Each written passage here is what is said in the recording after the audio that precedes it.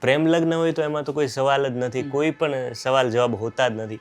અને એ તો સ્વીકારી લે છે એકબીજાને, કારણ કે બંને વિશે એકબીજાને ખબર જ છે, સંપૂર્ણ માહિતી.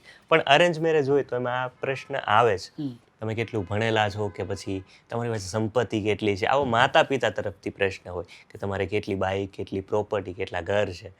સ્વભાવ વિશે કોઈ નહીં પૂછે, તમારો સ્વભાવ કેવો છે, તમારા પરિવારનું વર્તન કેવું છે, કે પછી અગાઉ અમે કોઈ પ્રશ્ન આવે અમારા દીકરીને કે દીકરાને તો એના વિશે તમારું શું કહેવું છે.